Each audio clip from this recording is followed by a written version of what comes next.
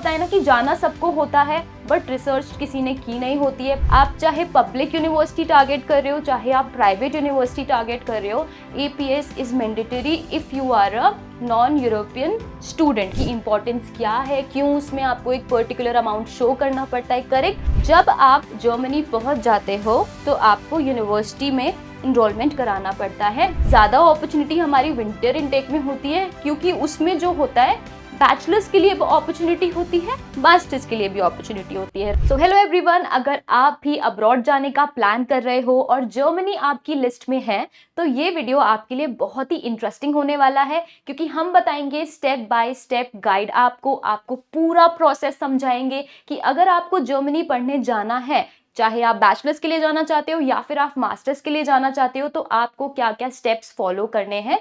क्योंकि क्या होता है ना कि जाना सबको होता है बट रिसर्च किसी ने की नहीं होती है, पता नहीं होता कि प्रोसेस क्या होने वाला है। सो आज हम आपको अच्छी तरीके से गाइड कर देंगे। So hello everyone, welcome back to our channel अकेड फ्लाई पावर्ड बाय फिजिक्स वाला। और हम आज बात करने वाले हैं जर्मनी जाने की पूरे प्रोसेस के बारे में, वेदर इट्स अकेडमिक या फिर आपका वीजा हो या आपके फाइनेंसेस हो, एपीएस क्या होता है, ब्लॉक्ड अकाउंट क्या होता है, कैसे वर्क करता है, हम सब के बारे में आज बात करेंगे। सो ये वीडियो को आप एंड तक देखिएगा। सबसे पहले तो जब आप जाते हैं तो आपको प्लान करना होता है, राइट, कि आप कौन से इनटेक के लिए जा रहे हो, राइट। जर्मनी जाने के लिए बेसिकली 2 इनटेक्स होते हैं। First is summer intake and then second is winter intake. अब आपको ये डिसाइड करना है कि आप कौन से इनटेक के लिए जाना चाहते हो। आप समर इनटेक के लिए जाना चाहते हो या फिर आप विंटर इनटेक के लिए जाना चाहते हो, राइट। अगर आपको समर इनटेक के लिए जाना है तो समर इनटेक का आपका डेडलाइन जो होता है वो होता है आपका 15th of January. By 15th of January you should apply, अगर आप समर इनटेक के लिए जाने के लिए आप प्लान कर रहे हो। Okay, then class start by, अगर आप समर इनटेक के लिए जाते हो तो क्लासेस कब से स्टार्ट होती हैं आपकी, क्लास आपकी स्टार्ट हो जाती हैं अप्रैल मंथ में, आपकी क्लास स्टार्ट हो जाती है। Then courses available. ओके, अगर आप समर इनटेक टारगेट कर रहे हो, जर्मनी जाना है आपको पढ़ने, तो मोस्टली आपको ना post graduation, okay, post graduation मतलब आपको मास्टर्स के लिए ही सबसे ज्यादा कोर्सेज आपको मिलेंगे if you are targeting summer intake. Okay, summer intake का हमने क्या देखा, okay, deadline is 15th of January. Okay, courses की जो क्लासेस हैं, सॉरी आपकी जो क्लासेस हैं आपकी वो कब से स्टार्ट होती हैं आपकी, by April. Okay, and majorly जो कोर्सेज अवेलेबल होते हैं, जो प्रोग्राम्स अवेलेबल होते हैं, वो मेजरली मास्टर्स के लिए ही अवेलेबल होते हैं। Okay, now let's talk about winter intake. अब हम बात करते हैं विंटर इनटेक के बारे में। अगर आप विंटर इनटेक को टारगेट कर रहे हो तो जो डेडलाइन होती है विंटर इनटेक की वो होती है आपकी 15th of July. Okay, so by 15th of July you should apply, आपको एप्लीकेशन डाल देनी चाहिए। एंड क्लास कब से स्टार्ट होती है, अगर हम विंटर इनटेक की बात करें तो जो आपका सेमेस्टर स्टार्ट होता है, जो आपकी क्लासेस स्टार्ट होती है वो आपकी स्टार्ट हो जाती है अक्टूबर में। अक्टूबर में आपकी क्लासेस स्टार्ट हो जाती है। अब हम कोर्सेज की बात करें, हम प्रोग्राम्स की बात करें, तो आपके जो प्रोग्राम होते हैं, जो कोर्सेज अवेलेबल होते हैं वो under graduation and post graduation, ठीक है, दोनों के लिए ही अवेलेबल होते हैं। मतलब कि आपके बैचलर्स के लिए भी होगा, अगर आप बैचलर्स करने जा रहे हो तो भी आप जा सकते हो, और आप अगर मास्टर्स टारगेट कर रहे हो तो भी आप जा सकते हो। बेसिकली ना जो विंटर इनटेक होता है उसमें आपका दोनों प्रोग्राम्स अवेलेबल होते हैं, चाहे आप बैचलर्स करने जा रहे हो चाहे आप मास्टर्स करने जा रहे हो। तो आप अपने अकॉर्डिंग आप डिसाइड करो कि आपको कौन से इनटेक में जाना है, आप यूनिवर्सिटी शॉर्टलिस्ट करो सो दैट आप उसके अकॉर्डिंग अप्लाई कर पाओ, राइट। अपना कोर्स डिसाइड करो किस प्रोग्राम के लिए आप जाना चाहते हो, so you should apply accordingly. जब हम अपने अकेडमिक्स की बात कर लेते हैं तो अब हमारा नेक्स्ट आता है कि जब आपने डिसाइड कर लिया है कि आपको कौन सी यूनिवर्सिटी में जाना है, राइट, आपने इनटेक डिसाइड कर लिया है कि आपको समर इनटेक में जाना है या विंटर इनटेक में जाना है, उसके बाद हमारी और भी चीज़ें आती हैं, जस्ट लाइक हमारा language proficiency test and APS. APS mandatory होता है, आप एपीएस स्किप नहीं कर सकते। So first let's talk about English proficiency test. तो इंग्लिश प्रोफिशिएंसी टेस्ट में हमारा आता है आइल्स, टोफल एंड डुओलिंगो। आप कोई सा भी एग्जाम दे सकते हो, आप चाहे तो आइल्स दे सकते हो, आप चाहे तो डुओलिंगो दे सकते हो, आप चाहो तो टोफल भी दे सकते हो। और कुछ यूनिवर्सिटी जो होती हैं वो MOI भी एक्सेप्ट करती है, that is mode of instruction, correct. तो that depends on the university, but English proficiency test देना होता मैंडेटरी है, आप उसको बिना दिए नहीं जा सकते हैं। ओके, नेक्स्ट इज हमारा एपीएस सर्टिफिकेट। सो एपीएस सर्टिफिकेट क्या होता है? जो एपीएस सर्टिफिकेट होता है वो आपके डॉक्यूमेंट्स को वेरीफाई करता है, राइट? आपके जो एकेडमिक वेरिफिकेशन में आपको हेल्प करता है APS. So it's a non negotiable certificate, आप इसके बिना जर्मनी नहीं जा सकते हो। आप चाहे पब्लिक यूनिवर्सिटी टारगेट कर रहे हो, चाहे आप प्राइवेट यूनिवर्सिटी टारगेट कर रहे हो, APS is mandatory if you are a non European student, है ना? इंडियंस के लिए ये मैंडेटरी होता है। ओके, सो फर्स्ट तो ये हमारा एकेडमिक वेरिफिकेशन में हेल्प करता है। सेकेंड, आपको ये जब आप यूनिवर्सिटी में एप्लीकेशन देते हो तो आपको ये तब भी यूज में आता है। देन नेक्स्ट, जब आप वीजा के लिए अप्लाई करते हो तब भी आपका एपीएस सर्टिफिकेट जो है वो लगाना आपको पड़ता है। नेक्स्ट, अब ये एपीएस सर्टिफिकेट की कॉस्ट क्या होती होगी? ओके, सो एपीएस सर्टिफिकेट जो होता है, जो प्रोसेस होती है, ये टाइम टेकिंग होती है। तो आप जब भी अप्लाई करो, you should apply 4 to 6 month early. तो अब क्या हो गया ना, अब थोड़ा सा अर्ली भी हो जाता है प्रोसेस कंप्लीट अगर आप एपीएस के लिए अप्लाई करो, but for a safer side you should apply bye 4 to 6 month early. ठीक है, अब आप समझ गए, आपको जर्मनी जाना है तो आपको इंग्लिश प्रोफिशिएंसी टेस्ट देना पड़ेगा, whether it's IELTS, TOEFL, Duolingo, या फिर डिपेंड्स की यूनिवर्सिटी अगर एमओआईबी एक्सेप्ट करती है। सेकंड, एपीएस आपका मैंडेटरी होता है, करेक्ट? एपीएस का जो कॉस्टिंग होता है वो आपका होता है $18,000। Okay, so now you guys have understood कि ब्लॉक्ड अकाउंट क्या होता है, उसकी इंपॉर्टेंस क्या है, क्यों उसमें आपको एक पर्टिकुलर अमाउंट शो करना पड़ता है, करेक्ट? फॉर फाइनेंशियल प्रूफ, जो आपको फर्स्ट ईयर में आपको हेल्प करता है, correct? No, so now move on to visa application. अब जब आप वीजा एप्लीकेशन लगाते हो, आप लगा सकते हो उसको काउंसलर सर्विस पोर्टल के थ्रू, ठीक है? सीएसपी पोर्टल के थ्रू आप वीजा एप्लीकेशन लगाओगे अपनी। अब जब हम वीजा एप्लीकेशन लगाते हैं तो सबसे पहले हमारे माइंड में थॉट आता है कि ठीक है, इसका अब अमाउंट क्या होगा, कितना हमको अमाउंट इसमें हमको पे करना पड़ेगा फॉर वीजा एप्लीकेशन। तो वीजा एप्लीकेशन के लिए आपको लगता है 75 euros, that is 8,000 rupees in INR। 8,000 rupees आपका वीजा एप्लीकेशन में लगता है। आपका प्रोसेस जो होता है वो होता है 4 से 12 वीक्स का जो होता है प्रोसेसिंग टाइम होता है आपका। अब जब आप वीजा एप्लीकेशन लगाते हो तो आपको कौन कौन से डॉक्यूमेंट्स आपको सबमिट करने पड़ते हैं जब आप वीजा एप्लीकेशन फाइल करते हो? सो डॉक्यूमेंट्स की बात करें तो आपका एडमिशन लेटर, जो भी आपको यूनिवर्सिटी के थ्रू मिला होगा इन्विटेशन लेटर, वो आपको लगाना पड़ता है, ठीक है? नेक्स्ट, आपका एपीएस सर्टिफिकेट, जैसे कि मैंने बताया, जो कि नॉन निगोशिएबल होता है, that is mandatory if you want to study in Germany, ठीक है? नेक्स्ट हमारा होता है ब्लॉक्ड अकाउंट का प्रूफ। ब्लॉक्ड अकाउंट प्रूफ देना पड़ता है आपको कि आपका ब्लॉक्ड अकाउंट है, उसमें आपका ये पर्टिकुलर अमाउंट है। नेक्स्ट, आपका हेल्थ इंश्योरेंस। हेल्थ इंश्योरेंस का जो आपका प्रूफ है वो आपको देना पड़ेगा, ठीक है?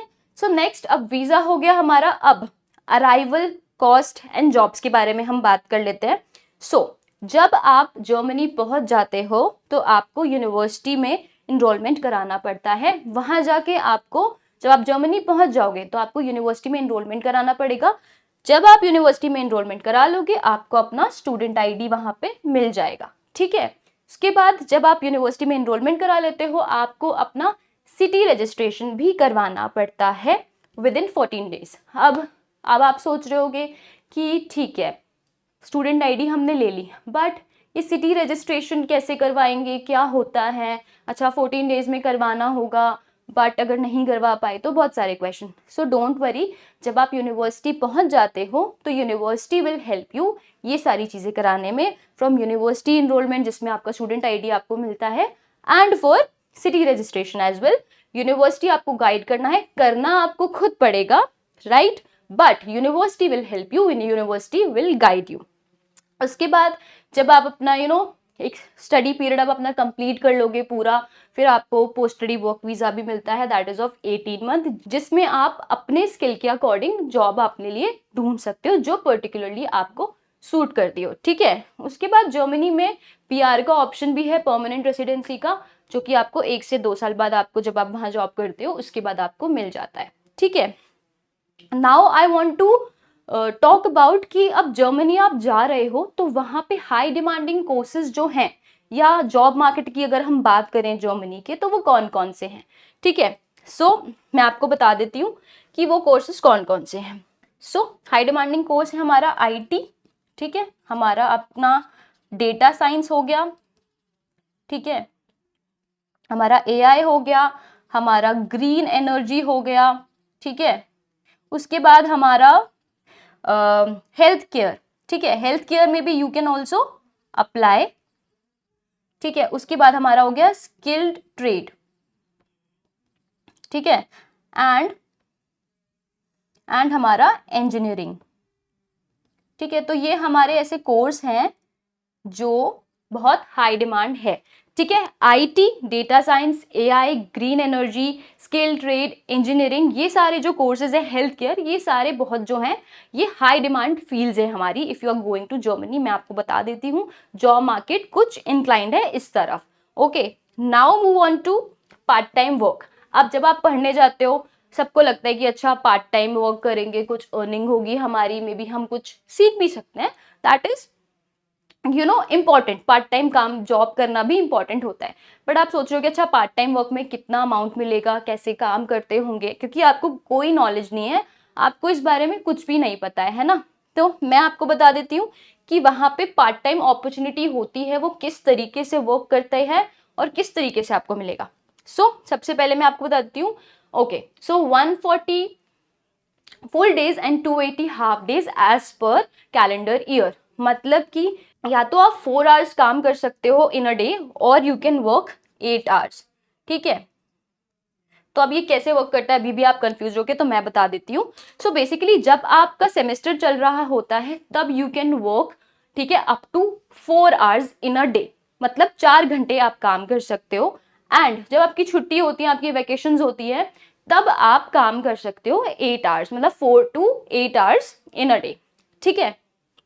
सो वर्किंग आवर्स अगर हम बात करें, अगर आप 4 घंटे काम करते हो एक दिन में, ठीक है, तो वीकली की अगर हम बात करें, वीकली, ठीक है, तो weekly you can work 20 hours, ठीक है। वीकली आप 20 घंटे काम कर सकते हो, राइट, जब आपका सेमेस्टर चल रहा होता है, क्योंकि इससे ज्यादा यूनिवर्सिटी आपको परमिशन ही नहीं देता।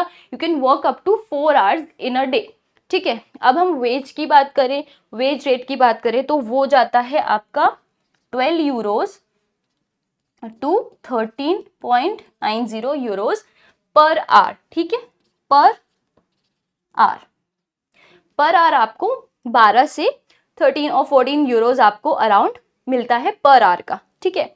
अब इससे आपकी वीकली इनकम कितनी होगी, है ना, वीकली आप कितना अर्न कर पाओगे। वीकली आप 220 यूरोज से लेकर 278 यूरोज तक you can earn in a week. अब इतना आप वीकली अर्न करोगे तो आप मंथली कितना कर सकते हो, तो मंथली भी मैं बता सकती हूँ आपको, अप्रॉक्स बताती हूँ, approx 1200 euros you can earn in a month, that is around 1,27,000 something in INR। तो आप सोच रहे हो पार्ट टाइम वर्क करके भी यू कैन अर्न इन लैक्स। तो ये तो मैंने आपको एक बताया कि एवरेज, अच्छा आप इतना एक दिन में इतना काम करोगे तो आपको इतना मिल जाएगा, सो दैट आपको एक क्लैरिटी मिल जाए कि पार्ट टाइम का वहाँ पे क्या सिस्टम होता है, कैसे अपॉर्चुनिटी आपको मिलती है, आप कितने घंटे काम कर सकते हो, है ना। सो ये सारी चीज़ें आपको क्लैरिटी मिल जाए। सो आप अगर हमने ये हमने लाइक कैलकुलेट किया है, if you work 5 days in a week, तो उसके अराउंड आप 1200 यूरोज आप मंथली अर्न कर सकते हैं, right. So it is not bad, like you can earn इन लैक्स, वो भी पार्ट टाइम जॉब में, ठीक है। सो होपफुली आपको समझ में आ गया होगा कि अच्छा जब आप प्लानिंग कर रहे हो तो सबसे पहले आपको किस बारे में सोचना है, ठीक है। सबसे पहले आपको अपनी यूनिवर्सिटी सिलेक्ट करनी है, आपको इनटेक देखना है कि आप कौन से इनटेक में जाना चाहते हो, विंटर इनटेक में जाना चाहते हो, समर इनटेक में जाना चाहते हो, आपको अपना कोर्स डिसाइड करना है, आपको ये सोचना है आपको कि यार आप बैचलर्स के लिए जा रहे हो, मास्टर्स के लिए जा रहे हो, क्योंकि उसके अकॉर्डिंग इनटेक वर्क करता है, राइट। ज़्यादा अपॉर्चुनिटी हमारी विंटर इनटेक में होती है, क्योंकि उसमें जो होता है बैचलर्स के लिए अपॉर्चुनिटी होती है, मास्टर्स के लिए भी अपॉर्चुनिटी होती है, राइट। सो आपको उसके अकॉर्डिंग देखना है। फिर आप समझ गए कि अच्छा आपको अपने फाइनेंशियल्स के लिए आपको कैसे प्रिपेयर करना है, अब आपको क्लैरिटी होगी कि EPS क्या होता है, ब्लॉक्ड अकाउंट कैसे वर्क करता है, ठीक है, वीजा के लिए किस तरीके से अप्लाई करेंगे, क्या क्या डॉक्यूमेंट्स लगेंगे, करेक्ट। सो ये सारी क्लैरिटी आपको मिल गई है। अब जो है ना आपका टाइम, वो आपका टाइम है अप्लाई करने का अगर आप 2026 इंटेक टारगेट कर रहे हो and winter intake is your target, तो this is the right time आपको स्टार्ट कर देना चाहिए। एक बार मैं आपको कंक्लूजन दे देती हूँ कि कितना कितना अमाउंट एक अप्रोक्सीमेटली लगता होगा। सो एपीएस के लिए आपका लगता है 18,000, ठीक है, INR 18,000 रुपीज आपका एपीएस सर्टिफिकेट के लिए लगता है। ब्लॉक्ड अकाउंट में आपको कितना दिखाना होता है? 11,904 euros, that is around 12 lakh, ठीक है, रुपीज। ये हम INR में बात कर रहे हैं, ठीक है। 11,904 यूरोज एंड INR में देखें तो अराउंड 12 लाख रुपीज, ठीक है। अब वीजा फीस जैसे कि मैंने बताया आपको, नेशनल वीजा के लिए आपको लगता है 75 यूरोज, दैट इज 8,000 रुपीज, ठीक है, 8,000 rupees in INR, that is okay. Now semester fee की बात करें। अब जर्मनी मोस्टली जो बच्चे जाते हैं वो पब्लिक यूनिवर्सिटी टारगेट करते हैं। पब्लिक यूनिवर्सिटी क्यों? बिकॉज पब्लिक यूनिवर्सिटी में कोई ट्यूशन फीस नहीं होती है। There is no tuition fee in public university. आपको एक सेमेस्टर फी देना पड़ता है, आपको एक अमाउंट देना पड़ता है सेमेस्टर फी, जिसको हम कहते हैं, वो होता है आपका 150 से 350 यूरोज जो आपको देना पड़ता है। That is very minimal amount. So क्योंकि ट्यूशन फीस है ही नहीं और मेजरली जो बच्चे जाते हैं जर्मनी वो टारगेट करते हैं पब्लिक यूनिवर्सिटी। हालांकि जर्मनी में पब्लिक यूनिवर्सिटी भी है, प्राइवेट यूनिवर्सिटी भी है, you can apply any university, that is up to you, but majorly जो बच्चे हैं पब्लिक यूनिवर्सिटी टारगेट करते हैं because there is no tuition fees in public university, only a semester fee, right. अब बारी है आपकी। अब आपको स्टार्ट करनी है अपनी प्रिपरेशन। और अगर आपको अभी भी सवाल हैं कि मुझे अभी भी क्लैरिटी है ना और चाहिए, मुझे 1-on-1 क्लैरिटी चाहिए, मुझे काउंसलर्स के साथ, एक्सपर्ट के साथ, you want to connect, you want to start your process, आगे आप बढ़ना चाहते हैं, एक स्टेप लेना चाहते हैं, क्योंकि ये क्या हुआ, आपको खुद से क्लैरिटी मिल गई, राइट। आपको पूरा प्रोसेस पता चल गया कि अगर आपको जर्मनी जाना है तो अच्छा ये प्रोसेस तो मुझे फॉलो करना होगा, यहाँ तो मेरी फीस लगेगी, ये क्या होता है, एपीएस क्या होता है, ब्लॉक्ड अकाउंट क्या होता है, वीजा के लिए कैसे अप्लाई करेंगे, क्या क्या डॉक्यूमेंट्स लगते होंगे, ये वाला इंटेक बेटर रहेगा या ये वाला इंटेक बेटर रहेगा, सब कुछ आपको पता चल गया है। So you can also connect with our expert. आप अपनी प्रोसेस स्टार्ट करवा सकते हो। आपको स्क्रीन पे नंबर भी दिख रहा होगा, विजिबल होगा, आप इस पे अभी कांटेक्ट करके हमसे कनेक्ट कर सकते हैं। We would love to help you. हम आपकी प्रोसेस में बिल्कुल मदद करेंगे, starting from your university short listing to your visa to your accommodation, हम सब चीज में हेल्प करेंगे। होपफुली ये वीडियो आपको समझ आ गया हो और पसंद आया हो तो बिल्कुल लाइक करिए, सब्सक्राइब करिए, एंड अगर आपको लगता है ये वीडियो किसी के लिए हेल्पफुल होगा तो please do share and stay tuned till the next video.